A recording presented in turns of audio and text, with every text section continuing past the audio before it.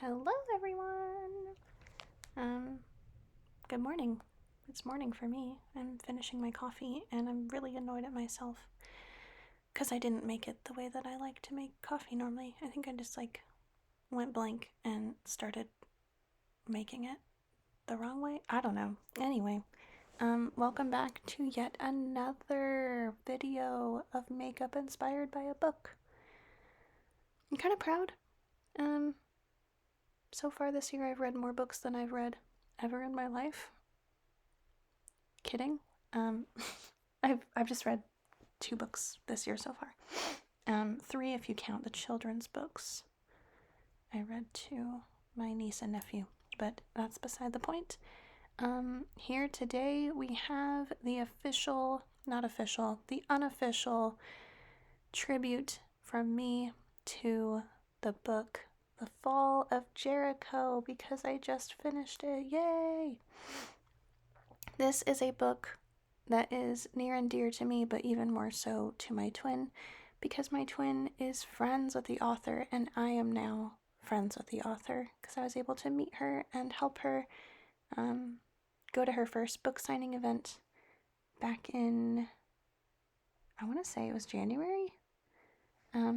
So, yeah, I just finished the book. I know at the time, I was excited to read it, and now I've finally finished it, and it's great. So this is all to celebrate that. Yay! And I thought, since this book is local, like a local author in Texas, I didn't know if it would be as out there for people to have an immediate familiarity with. So I've pulled up the blurb, the official book blurb from Sydney's website. That's the author's name. And if you look up the cover, you'll see maybe the direction I'm heading in. But anyway, let's just read this blurb real quick. Jericho Morgan has been on a killing spree since his parents died and he assumed their throne. I guess it's like romantasy is what I keep hearing people describe it as. That's the genre of this book. Okay.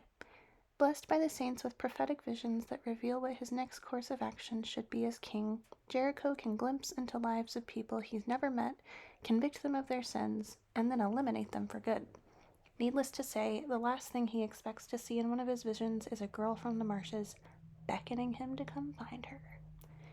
Venus, Daragon, has been struggling to keep her and her sisters afloat since one of the king's dreams sentenced their father to death. So, when the King's Guard and Jericho himself comes to take her away, Venus figures she's doomed. She's surprised, however, to soon be welcomed into Broad Cove Castle by kind people and offered steady work on the king's land. Once she's confident in her survival, Venus knows exactly what to spend her time doing: plotting revenge. While she's no assassin, Venus prepares to go to whatever lengths necessary to kill Jericho, including forming an unlikely alliance with him to gain his trust. But the more time they spend together despite their mutual hatred, the more Venus and Jericho begin to realize that they may be divinely connected, because Venus is beginning to inherit Jericho's dreams, and Jericho is slowly starting to wonder if Venus is meant to be his dream come true. Yeah. So I just finished that book, and I enjoyed it. It was so much fun to jump back into reading again, and I look forward to reading the next book. I know that they both can be read as standalones, but there is a sequel to this book called The Rise of Daragon. And the cover art for The Fall of Jericho features deep bloody red.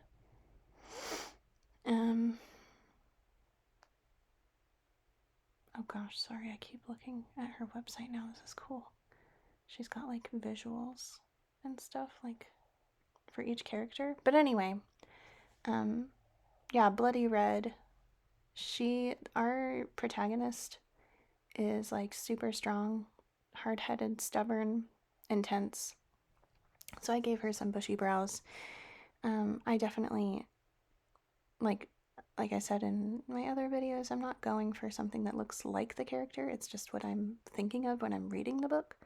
So I thought some bloody red lips would be appropriate in some sense. And then moving on to the eyes, I don't know, I was experimenting. I never do makeup like this, but I just wanted her eyes to be like really moody, I guess, like harsh in a way, but with a softness to them. So there's no like overtly harsh lines, but there's definitely pointedness, if that makes sense. Um, so the cover, yeah, features gold, black, red, Venus flytraps, and a little tagline that says, "He dreamed of her, she'll become his worst nightmare." And I thought that was clever. I love Sydney's mind, like when she explains this stuff. Um, she definitely loves like a villain narrator, and I like that because it kind of forces you to think not necessarily deeper about people, but I like it when things can't be black and white. You have to let things exist in the gray area. Okay, there we go. So, lashes on. I figured I'd show you like the matte version, and then I went to powder my face, but then we'll add some gold in a little bit because that's kind of somewhat a little bit of a nod in the book. But yeah, all that to say, I have really, really, really enjoyed reading again. I don't plan on slowing down. I'm actually trying to think of ways that I can almost like organize myself better. Who am I?